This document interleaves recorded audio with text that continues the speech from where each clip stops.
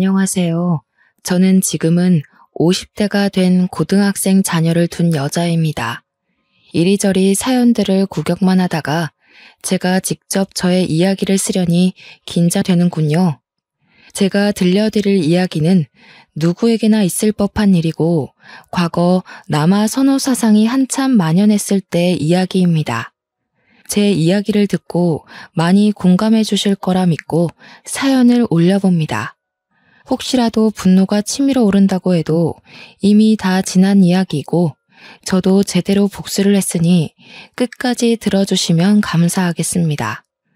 저는 정말 어릴 때부터 남아 선호 사상에 찌든 집안에서 태어나 딸이라는 이유 하나만으로 엄청난 차별을 받으며 살아왔습니다. 오죽하면 동네 어르신들이 보다 못해 어디서 주워온 애 아니냐고 할 정도로 지독하게 당하면서 살았습니다. 그 어린 나이에도 차별로 인해 눈칫밥만 엄청나게 먹었고 저도 모르게 세상을 그렇게 습득하게 되었죠. 얼마나 차별을 당했는지 아마 여기 사연을 보러 오신 분들은 상상도 못할 겁니다. 어머니는 저를 낳자마자 시댁에서 엄청난 멸시를 받았고 아들을 낳아오라는 성화에 못 이겨 몸조리도 제대로 못한 상태에서 제 남동생을 낳았습니다. 다행히 둘째가 아들인지라 어머니에 대한 대우 또한 달라졌다고 했습니다. 저를 낳고도 몸조리는커녕 아래가 아물지도 않은 상태에서 시댁 식구 뒷바라지를 해야 해서 하혈도 여러 번 했다고 그러셨었죠. 하지만 연년생인 아들을 낳고는 몸조리도 3개월간 극진하게 받고 그제서야 사람다운 대접을 받았다고 하셨었어요. 그러면서 저에게 늘 네가 고추를 달고 왔어야 내 인생이 더 폈을 텐데 하시면서 저를 못난 사람 취급을 하셨죠. 이름으로도 차별을 받았습니다. 저는 딸이라는 이유로 다음에 꼭 아들을 낳으라고 이름을 후남이라고 지었고 아들은 귀한 존재라고 귀남이라고 지었습니다. 제가 뭐 딸로 태어나고 싶어서 그랬겠습니까? 친할머니는 정말 엄청나게 차별을 하셨던 분이셨어요. 1살 차이밖에 나지 않는 7살 동생이 몸무게 25kg를 돌파할 때 초등학교에 입학한 저는 고작 16kg밖에 되지 않았습니다. 먹는 걸로 엄청나게 차별하셨거든요. 항상 뜨끈한 고기 반찬을 동생에게는 올려주시고 혹여라도 제가 한 개 집어먹을까 싶어 제 밥그릇은 나물 반찬, 김치 반찬 앞에다가만 두셨었죠. 같이 밥이라도 먹는 날에는 갈비뼈라도 한 개 얻어 양념이라도 쪽쪽 빨아먹을 수 있었습니다만 보통은 제법은 나중에 식구들이 식사를 마친 다음에야 주셨습니다. 저에게는 식구들이 도란도란 밥을 먹는 시간에 청소를 해라, 네 속옷을 빨아라 하며 일을 시키셨어요. 그때가 고작 제 나이 8살 때입니다. 저는 초중고 내내 자라면서 제 옷을 단 한 번도 사본 적이 없었습니다. 아니, 사주신 적이 없다고 해야 정답일까요?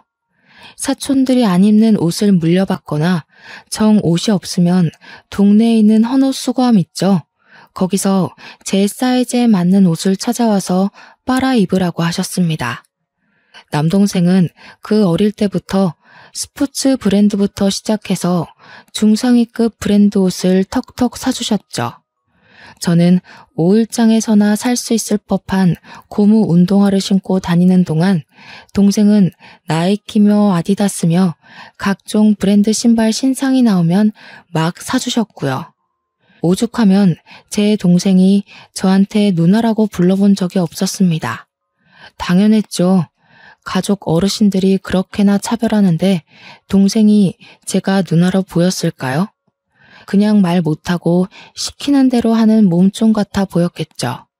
이거 해라 저거 해라 동생의 깐깐함도 제가 다 뒤집었어야만 했습니다. 자칫하다가 동생을 울리는 날이라도 오면 정말 쌀이대로 맷타작을 받아야만 했습니다. 밥만 축내는 망할년. 고추도 없이 태어나서는 뭘 저렇게 처먹기는 잘 처먹는지. 저는 말라붙은 찬밥 덩어리에 김치를 먹으면서도 저런 소리를 들어야 했습니다. 동생과 할머니 손을 붙잡고 슈퍼라도 가는 날에는 너무나도 곤욕스러웠습니다. 맛 좋아 보이는 빵과 과일, 과자들이 즐비한데 제가 살 수 있는 물건은 단 한 개도 없었으니까 말입니다. 동생은 비싼 바나나를 턱턱 담고 과자들을 한아름 담아 할머니 방에 숨겨두고 거기서 몰래 하나씩 까먹었죠. 저에게 단 한 개의 과자도 빼앗기지 않기 위해 그런 짓을 했었습니다. 저희 부모님도 똑같은 사람이었습니다. 아버지란 사람은 제게 아예 관심이 없었고 어머니란 사람은 저를 챙겼다간 자기도 매타작 받을 게 뻔하다면서 저를 멀리했죠. 어느 날은 깡마르고 볼품없이 해진 옷을 입고 다니는 제가 불쌍했는지 슈퍼집 할머니가 저만 몰래 부르시더라고요. 아가야, 우째 이리 불쌍하게 사노. 이거 내 몰래 줄 테니께는 들키지 말고 혼자 무라. 알았지? 슈퍼집 할머니는 제게 비싼 과자를 하나 손에 쥐어주셨어요. 그게 저에게 처음으로 베풀어진 친절이었다고 하시면 믿으시겠어요? 동네 사람들은 한마음 한뜻으로 제가 주서운에 갔다면서 저를 불쌍히 여기고 몰래 도움을 주시곤 했죠. 과자를 하나 받아온 저는 방에서 몰래 과자를 뜯어먹다가 동생에게 걸렸죠. 슈퍼집 할머니가 아무에게도 들키지 말고 혼자 먹으라고 했기 때문에 나눠 먹자는 동생에게 절대로 나눠줄 수 없다고 했고 잔뜩 성이 난 동생이 울면서 할머니에게 달려가 고자질을 했어요. 할머니는 성큼성큼 큰 발로 쫓아와 저를 혼내셨죠. 야, 이 도둑년아. 내가 너그 동생 먹으라고 사다 놓은 과자를 몰래 훔쳐간 것도 모자라서 동생이 나눠 먹자는데 그걸 안 주고 앉았나? 도둑년 아니에요. 슈퍼집 할머니가 저 먹으라고 주신 거예요. 그 짠순이 할매가 퍽이나 네 먹으라고 줬겠다. 지들 집 손주한테도 돈 내고 사 먹으라 하는 할매인데 네가 뭐 이쁘다고 니한테 그걸 주니? 진짜예요. 이거 아무도 주지 말고 저 혼자 먹으라고 줬단 말이에요. 엄마가 거짓말 치면 혼난다고 했지? 엄마는 동생과 할머니 편에 서서 오히려 나서서 저를 혼내셨죠. 그렇게 등짝을 얻어맞고 비싼 과자는 2개밖에 먹질 못하고 동생에게 빼앗겼습니다. 그날 저녁에 억울해서 밥도 못 먹고 시름시름하는 저에게 아버지란 사람은 도둑질은 나쁜 거라고 훈계를 하고 관심도 주지 않았죠.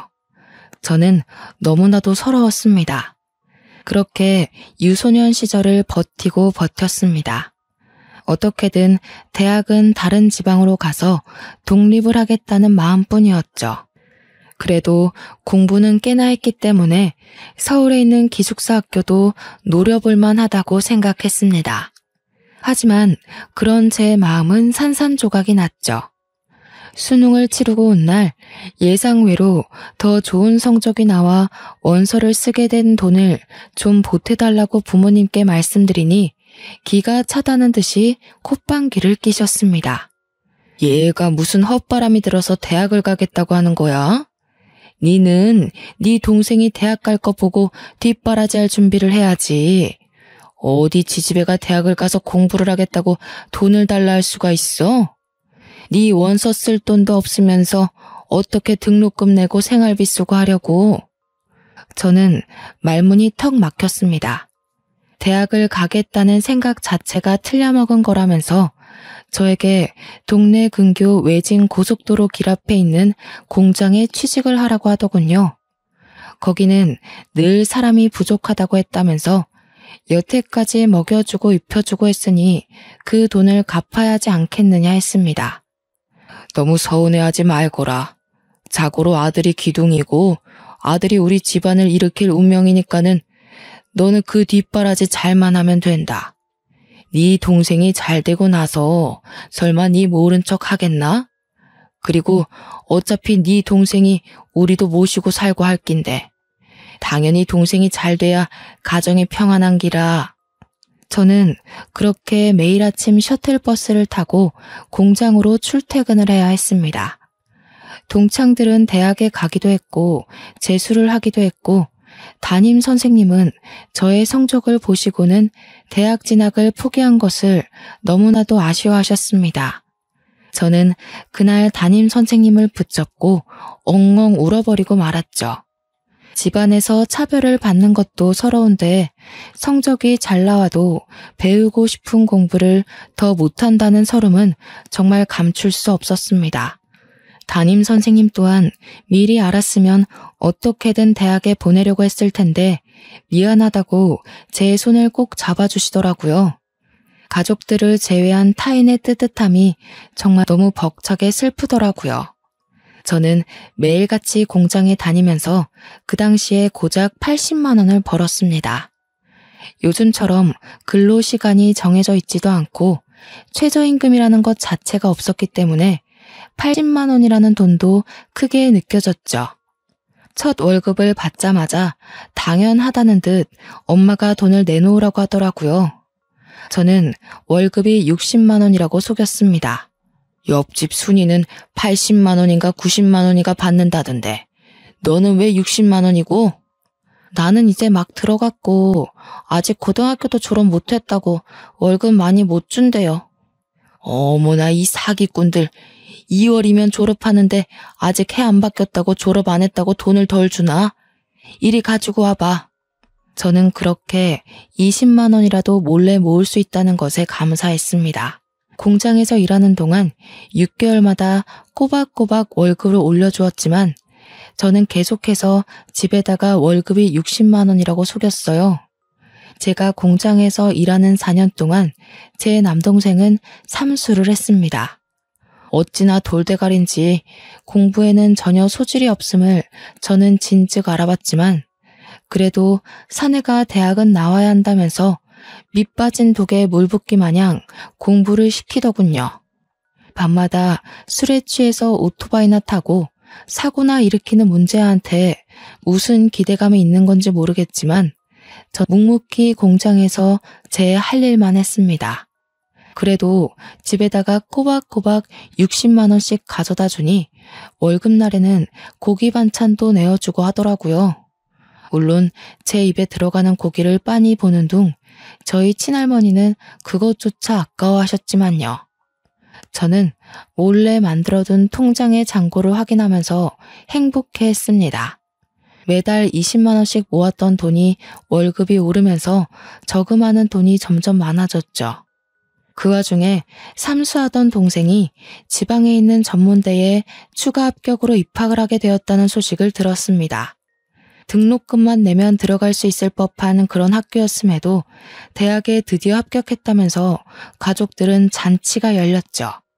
우리 귀남이가 대학을 저쪽 지방으로 가게 돼서 이제 집을 나가 살아야 하는데 후남이 니 모은 돈 좀 있다며? 제가 돈이 어딨어요. 월급 다 엄마 드리고 있는데. 뭐라는 거야 정말. 네 은행 가서 물어보니까는 매달 붓고 있는 적금 통장 있다 하던데. 내가 그거 금액도 다 확인하고 왔으니 얻는 통장 내놔라. 은행 가서 확인을 해봤다고요? 그래. 네 그거 벌써 2천만 원 넘게 모았던데. 딱 우리 귀남이 자취방 구할 돈으로 적당하더라 얘. 빨리 돈 내놔. 저는 그렇게 아무런 힘도 못 써보고 모아둔 적금까지 들켜 빼앗기고 말았습니다. 제 돈을 가져가면서도 친할머니는 제게 쌍욕을 퍼부었죠. 더러운 년이 뒷공무니로 돈을 숨기고 있었어. 은혜도 모르는 년. 지 동생 위에 써주는 걸 감사하게 생각해야지. 어디 돈을 들고 튀려고 저 망할 년. 아주 사고나 크게 한번 나서 뒤져버려도 시원치 않을 년.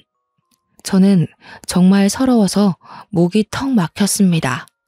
바보같이 악이라도 한번 써봤어야 했는데 그러지도 못하고 방에서 다음날 출근 준비를 해야만 했죠. 동생은 제게 놀리듯이 잘 쓸게 한마디 하고는 집을 구하러 다녀야겠다고 방은 원룸보단 투룸이 좋겠다고 신나서 떠들고 있었습니다. 저는 다음날 퉁퉁 부은 눈으로 출근을 했고 평소 친하게 지내던 언니에게 이 모든 이야기를 털어놓았습니다. 언니는 제게 아주 잠깐 고민을 하더니 집을 탈출하고 싶으냐고, 영영 인연을 끊고 살고 싶으냐고 묻더라고요. 그러면 후남이 너 내가 서울에 있는 좋은 일자리가 하나 있는데 거기 소개시켜줄까? 서울이요? 제가 갈 수 있을까요? 응, 거기 지금 대규모로 채용하고 있어서 아마 네 경력이면 붙고도 남을 거야. 대기업 공장이라서 일은 지금이랑 비슷한데 복지도 훨씬 좋고 월급도 2배 이상일걸? 숙식도 제공되니까 집 구할 필요도 없어. 그럼 언니가 가야지 왜 저한테 소개를 시켜줘요? 언니는 남자친구 때문에 이 동네에서 벗어나기 힘든 거 알잖아. 우리 곧 결혼할지도 모르고. 아무튼 후남이 네가 가면 딱 좋겠다. 저는 언니의 말을 듣고 그 공장에 입사 원서를 냈고 최종 합격까지 일사천리로 정해졌습니다.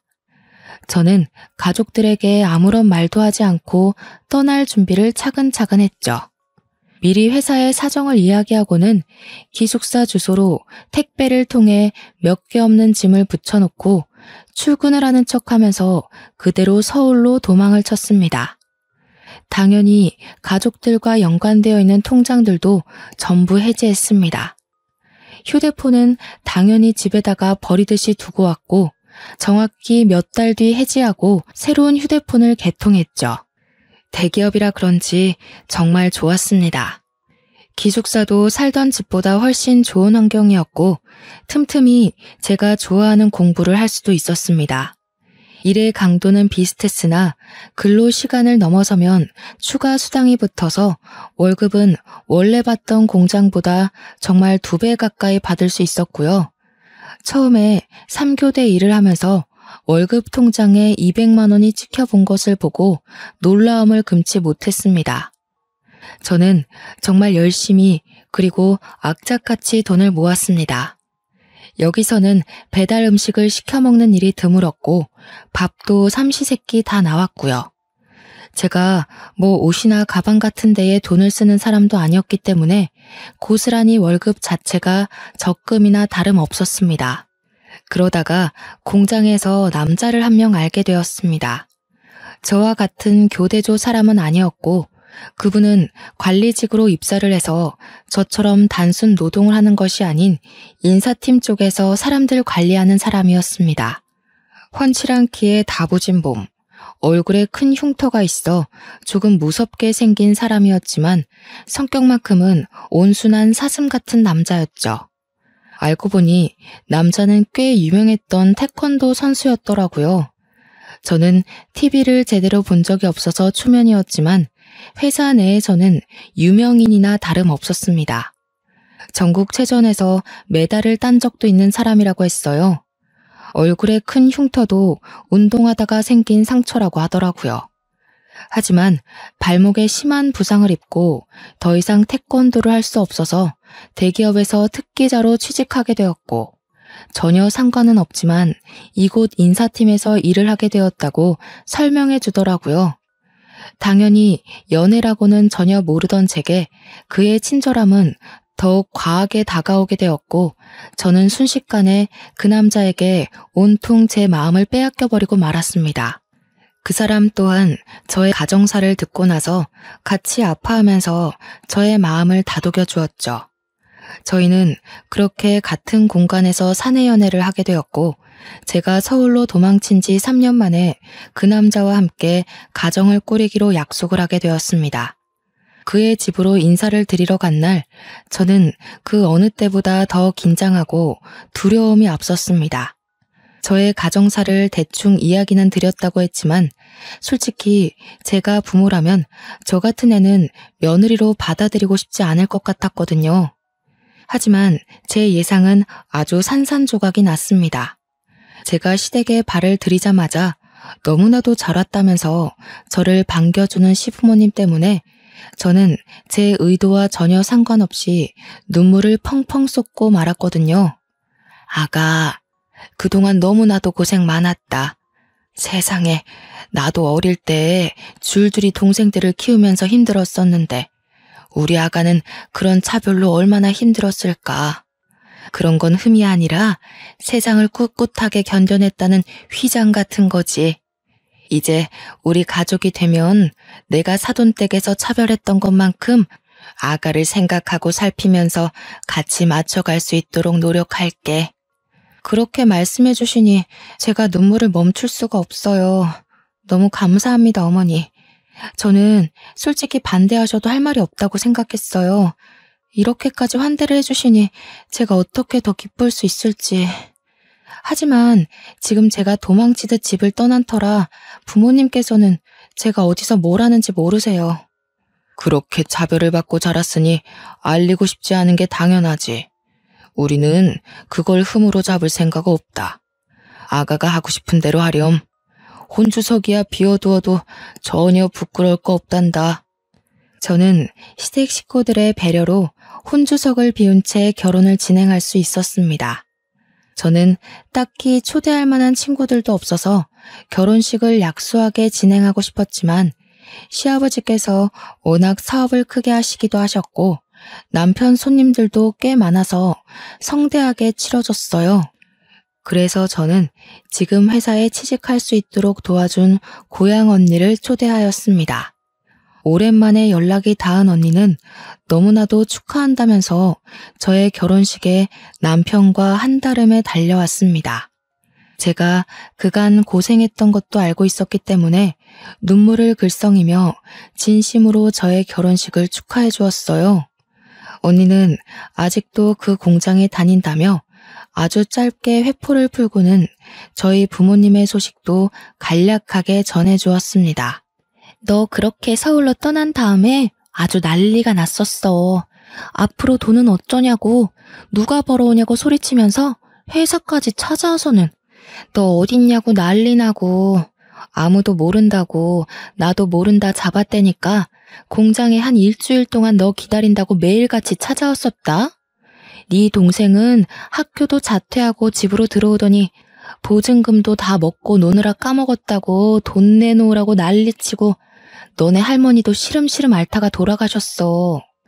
저는 친할머니가 돌아가셨다는 소식은 조금 의외였지만 어차피 제게 연락할 방도가 없어서 전해주지 못했을 터라 그런가 보다 하고 넘어갔습니다. 결혼식이 끝날 때까지 자리를 지켜준 언니에게 고맙다고 인사를 시키고 남편도 소개시켜줬어요. 언니는 태권도 선수였던 남편을 기억하고는 신기해했습니다. 그렇게 결혼식을 무사히 마치고 신혼여행도 난생 처음 타보는 비행기를 타고 해외로 다녀왔습니다.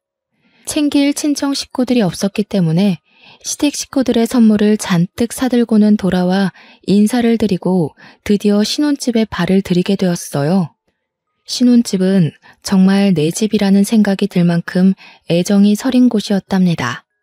둘이 살기에 충분하다 못해 넘치는 30평형대 아파트는 어서 나와 남편을 닮은 아이를 낳아 키우고 싶다는 생각이 절로 들게 만드는 집이었어요. 그렇게 행복한 시간만 보내면 된다고 안심하던 때쯤 집에 불청객이 찾아왔습니다.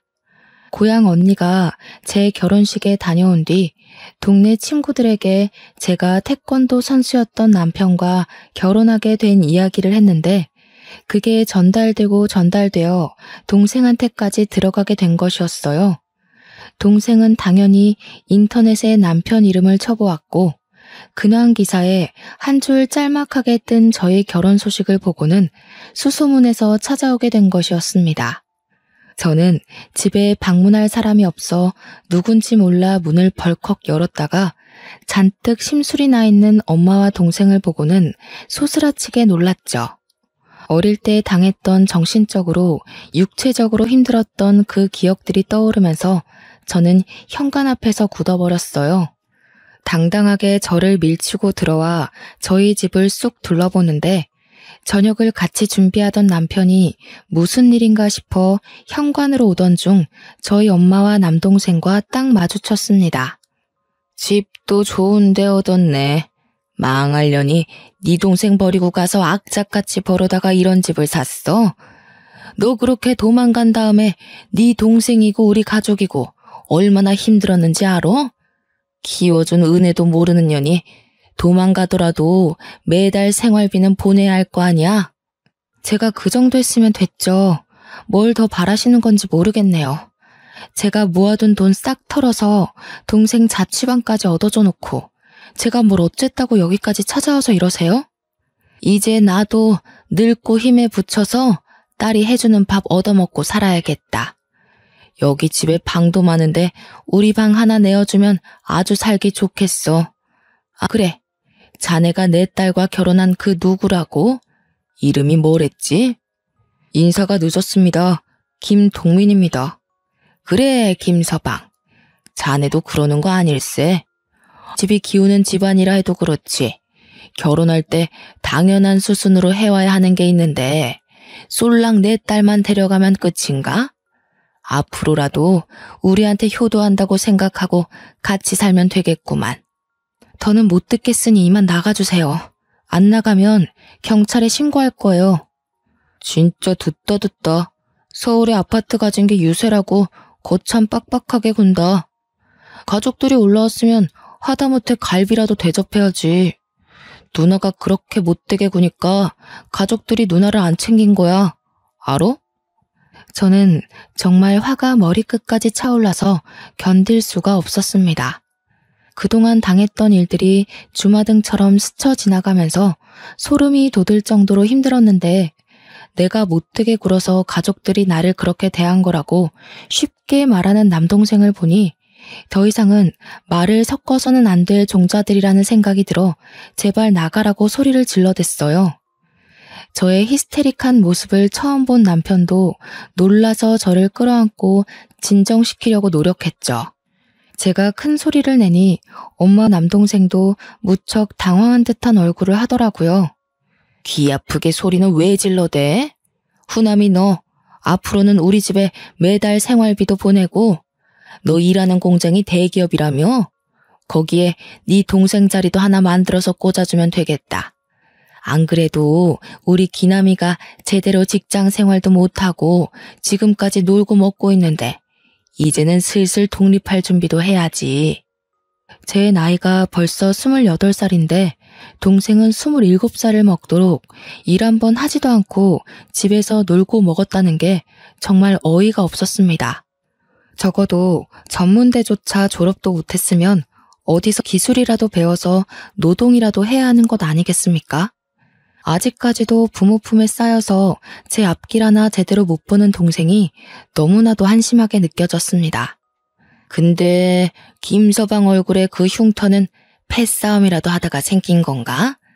우리 귀남이 이야기 들어보니까 힘 좀 쓰던 사람이라고 하던데 운동을 열심히 한 게 아니라 어디 양아치 무리들이랑 노느라 힘쓴 거 아닌가 싶네.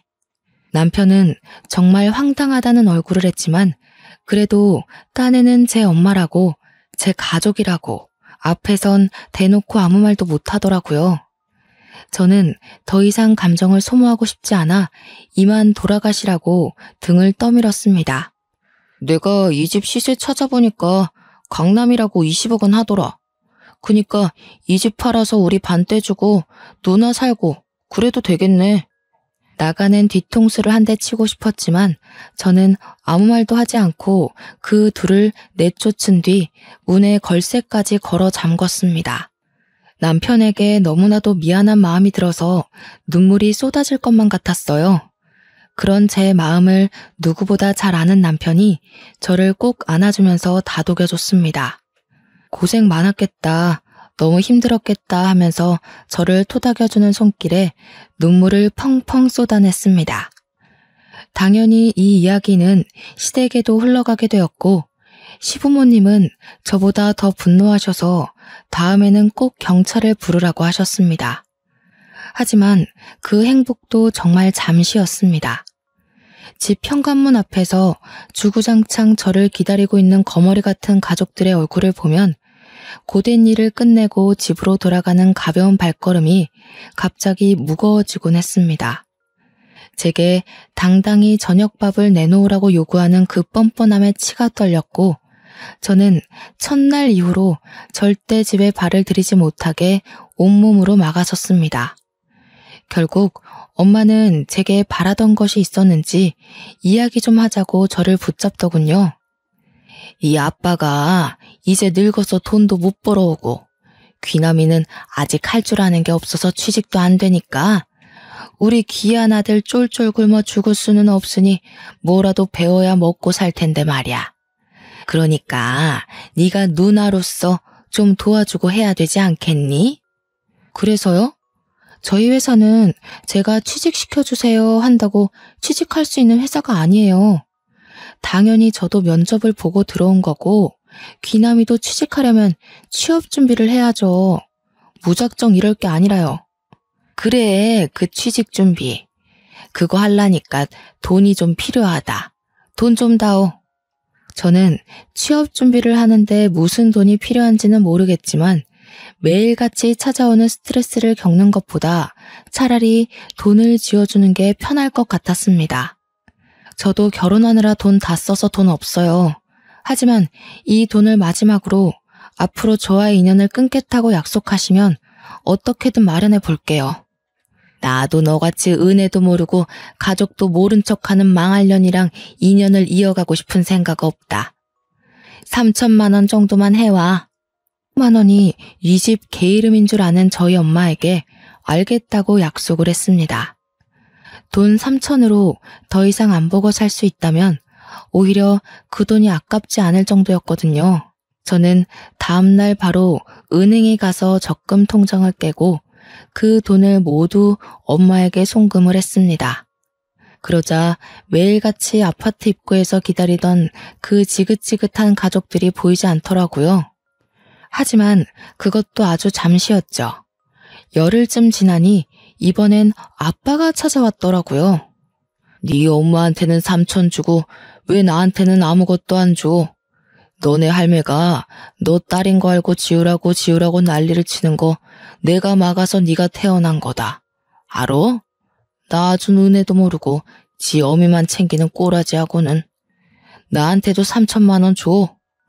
정말 저는 아빠와 이렇게 긴 대화를 나눠본 기억이 없었습니다. 살면서 제일 오랜 시간 나눈 대화가 돈 달라는 이야기라니 제 삶이 얼마나 척척했겠습니까? 그날 저녁 저는 엄마에게 3천만 원을 송금한 이야기, 아빠가 찾아온 이야기를 남편에게 했습니다. 남편은 아주 진지하게 고민을 하더니 제게 말했어요. 내가 우리 후남씨 자존심 상할까봐, 그리고 또 가족들 이야기라 어떻게 전달하는 게 좋을지 모르겠어서 입을 다물고 있었는데 아무리 그래도 딸한테 그렇게 나쁜 말을 뱉는 건 난 부모의 자격이 없다고 생각해. 그러니까 여보만 괜찮다면 이 집은 전세 놓고 여보가 스트레스 그만 받을 때까지 우리 부모님과 합가를 하는 건 어떨까? 저는 단번에 좋다고 했습니다. 시댁 식구들은 나의 가족 같은 느낌이 있었기 때문이었어요. 솔직히 시어머니께서 제게 시집살이를 시킨다 한들 어릴 때 당했던 수모보다 덜할 것 같았기 때문에 좋다고 했습니다. 당연히 저희 시댁에서도 집이 복작복작해지겠다면서 너무나도 좋아하셨고, 제가 짐을 싸들고 간략하게 이사를 하자 그날 아주 상다리가 부러지게 진수성찬을 차려주셨죠. 그래서 집은 잘 내놨어? 가구들은 어쩔 거야? 다 들고 들어오려면 큰 이사가 될 것 같은데. 일단 가전 가구들도 빌트인으로 생각하고 전세 매물 내놓았어요. 나중에 다시 들어갈 때 새로 사던가 하면 될 것 같아서요. 그래, 잘 생각했다. 우리 세아가 얼굴이 많이 상했어. 얼른 밥 먹자. 아, 혹시라도 우리 아들이 내가 시집살이 시킬까봐 나한테 경고를 단단하게 주지 뭐야. 그래서 나도 조심하려고. 일부러 일주일에 3번 오시는 도우미 아주머니도 매일 오시라고 했어. 절대 집안일에 신경 쓰지 말고 회사 다니는 거, 그리고 가족들 연락 안 받는 거, 그것만 생각하고 푹 쉰다고 생각해. 알겠지? 제가 기본적인 건 다 할 수 있는데 왜 그러셨어요, 어머니? 내가 왜 우리 며느리 손에 물 묻히게 하니? 저녁은 다 같이 먹을 수 있는 거지? 쯤에 저녁 먹고 싶은 메뉴 생각하면 나한테 연락해놔. 내가 이모한테 말해서 준비해두라고 시킬게. 우리 집에 있는 동안 살 좀 찌워야겠어. 너무 말라서 내가 마음이 다 안쓰러워. 시어머니의 진심 어린 행동에 저는 하루를 사는 행복에 대해 다시 한번 생각하게 되었습니다. 시댁에서 지내는 동안 정말 저를 괴롭히는 사람도 일도 없어서 너무 행복했고 살도 포동포동하게 찌기 시작했어요. 하지만 저희 뻔뻔한 친정 식구들이 이렇게 가만 넘어갈 사람들이 아니었죠. 그날은 가족들과 함께 갈비찜을 먹고 있었습니다. 갈비찜. 어릴 때는 살코기 한 조각 먹어보질 못하고 뼈대에 묻은 양념만 핥아 먹었었던 터라 제게 한 맺힌 음식이나 다름없었죠. 푹 졸여 살이 사르르 녹는 갈비찜을 먹으면서 행복함에 대한 이야기를 나누고 있는데 시댁에 누가 찾아왔는지 벨소리가 울렸어요. 시댁은 아파트가 아닌 전원주택이라 큰 대문을 넘고 들어와야 마당을 통해서 집 앞에 올 수 있었거든요. 큰 대문에서 누가 문 열으라고 고래고래 소리를 지르는데 듣자마자 딱 알았습니다. 저희 엄마 아빠 그리고 남동생인 것을요. 제가 나가볼게요 하고 일어서자 아니라면서 시부모님도 남편도 다 같이 일어섰습니다. 아이고, 가족들이 이렇게 다 나와서 한 대를 해주네. 우리 집 못 배워 처먹은 년이 글쎄 시부모는 모시고 살면서 친정 부모는 나 몰라라 하는 게 말이 됩니까? 못 배워쳐. 아니, 어떻게 딸에게 그런 식으로 말을 할 수 있어요? 처음 뵙는 사돈댁이지만 정말 듣던 대로 너무 하시네요. 그러면 지는 시부모랑 이런 좋은 집에서 호화스럽게 살면서 지 낳아주고 길러준 애미애비는 단칸방에 넣어두는 게 맞습니까? 거기다가 지가 책임져야 할 남동생은 어쩌고요? 듣자 하니까 너무하시네요. 처남을 왜 우리 후남씨가 챙겨야 합니까? 자기 몫은 자기가 알아서 챙기고 사는 거죠. 옛날엔 다 그랬어. 우리 귀한 아들 키우려고 딸 낳은 거지. 내가 저거 고추만 달고 나왔어도 이런 인생을 안 사는 건데. 딸년을 낳아서 내가 아직도 이리 단칸방에서 힘들게 살고 있는 거지. 이만 가세요. 그게 왜 다 후남씨 탓입니까? 자꾸 이러시면 주거 침입으로 경찰에 신고하겠습니다. 참나, 남편도 꼭 쥐 같은 거 만났네. 야, 얼굴에 그런 큰 흉터 들고 그런 말하면 협박죄 바로 성립되겠는데? 너 솔직히 발목 부상 그거 아니라며. 인터넷에서 내가 봤는데 너 그 발목 부상도 싸움하다가 다친 거라던데? 양아치 새끼. 운동까지 해놓고 사람 때리면 그거 살인죄 아니냐? 와, 엄마 아빠 저 새끼 눈빛 봐. 한 대 치겠다 아주. 동생은 남편이 평소 시달리고 있던 악플을 봤는지 루머 가득한 내용을 면전 앞에서 뱉고 있었습니다. 참다 못한 시모가 경찰을 부르려고 하는데 남편이 동생의 멱살을 확 잡아채서 올리더라고요. 시부가 폭력은 안 된다고 말리려는데 이미 눈이 돌아간 남편이 힘으로 동생을 들어올리자 친정 부모님도 난리가 났습니다. 태권도를 그리 오래 하고 아직도 운동을 취미삼아 하는 남편의 힘을 맨날 술이나 먹고 게임이나 하는 동생이 어떻게 이기겠어요? 발이 땅에서 떨어지자 캑캑거리면서 침을 흘리는 남동생에게 남편이 크게 경고를 했습니다. 2번 다신 우리 집 앞에 나타날 생각도 하지 말고 돈 달라고 찾아오지도 마. 그리고 말이라는 거 그렇게 함부로 뱉으라고 있는 거 아니야. 알겠어? 내가 우리 후남씨 상처받는 거 옆에서 보면서 참고 참았는데 뚫린 입이라고 그렇게 짓거리고 다니면 너 진짜 뒤진다. 친정 부모님도 남동생 눈이 뒤집어 까지면서 캑캑거리니 2번 다신 찾아오지 않겠다고 우리의 나주라며 소리를 쳤어요. 그 꼴이 제법 웃기고 하찮아서 저는 가만히 지켜보고 있었죠. 네, 내가 잘못했네. 우리가 2번 다신 돈 달라고도 안 하고 나타나지도 않을 테니 우리에 놔줘. 그래 김서방, 가족끼리 이러는 거 아닐세. 우리가 하란 대로 할 테니 우리 귀남이 죽겠어.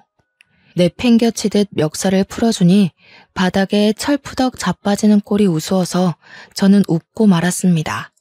기침을 크게 몇 번 한 동생은 호흡을 크게 하면서 벌벌 떨더라고요. 살면서 그런 취급을 받아본 적이 없으니 꽤나 놀랐을 겁니다.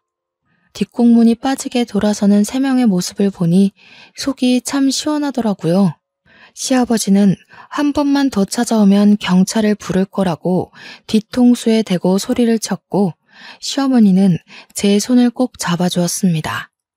남편은 저보고 식어버린 갈비찜을 어쩌냐며 매일 다시 먹자고 아무렇지 않게 이야기하더라고요. 참 든든했어요. 그렇게 저희는 시댁에서 전세 기간이 끝날 때까지 2년을 지냈고, 그 이후에 다시 저희 둘만의 보금자리로 돌아왔습니다. 시간이 흐르고 흘러 제 나이가 30 중반에 다다르자 시댁에서도 슬슬 아이를 기다리는 눈치더라고요.